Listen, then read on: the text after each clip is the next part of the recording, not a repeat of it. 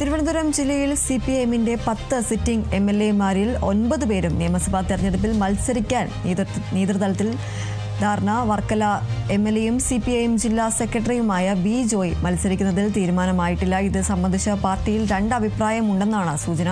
സ്ഥാനാർത്ഥി നിർണയം സംബന്ധിച്ച ആലോചനകൾക്കായി CPIM സംസ്ഥാന സെക്രട്ടറി MV ഗോവിന്ദൻ മാസ്റ്ററുടെ സാന്നിധ്യത്തിൽ ചേരുന്ന ജില്ലാ സെക്രട്ടേറിയറ്റ് യോഗത്തിൽ MLAമാർ മത്സരിക്കുന്നത് ചർച്ചയാകും.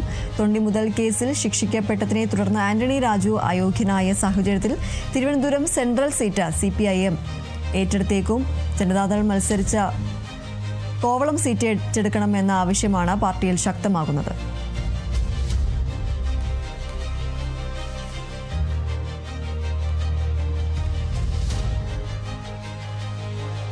നിയമസഭാ തെരഞ്ഞെടുപ്പുമായി ബന്ധപ്പെട്ട് എല്ലാ മുന്നണികളും സജീവമായ സ്ഥാനാർത്ഥി നിർണയ ചർച്ചകളിലാണ്.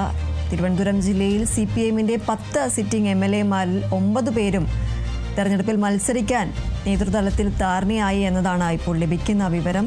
വർക്കല MLAയും CPIM ജില്ലാ സെക്രട്ടറിയുമായ V. ജോയ് മത്സരിക്കുന്ന കാര്യത്തിൽ തീരുമാനമായിട്ടില്ല. ഇത് സംബന്ധിച്ച് പാർട്ടിയിൽ രണ്ട് അഭിപ്രായമുണ്ട് എന്നതാണ് സൂചന. സ്ഥാനാർത്ഥി നിർണയം സംബന്ധിച്ച ആലോചനകൾക്കായി CPIM സംസ്ഥാന സെക്രട്ടറി MV ഗോവിന്ദൻ മാസ്റ്ററുടെ സാന്നിധ്യത്തിൽ ചേരുന്ന ജില്ലാ സെക്രട്ടേറിയറ്റ് യോഗത്തിൽ MLAമാർ മത്സരിക്കുന്നതടക്കം ചർച്ചയാകാനാണ് സാധ്യത. അതുപോലെ തന്നെ തൊണ്ടിമുതൽ കേസിൽ ശിക്ഷിക്കപ്പെട്ടതിനെ തുടർന്ന് ആന്റണി രാജു അയോഗ്യനായ ഒരു സാഹചര്യത്തിൽ തിരുവനന്തപുരം സെൻട്രൽ സീറ്റ് CPIM ഏറ്റെടുത്തേക്കും. ജനതാദൾ മത്സരിച്ച കോവളം സീറ്റ് ഏറ്റെടുക്കണമെന്ന ആവശ്യവും പാർട്ടിയിൽ ശക്തമാണ്.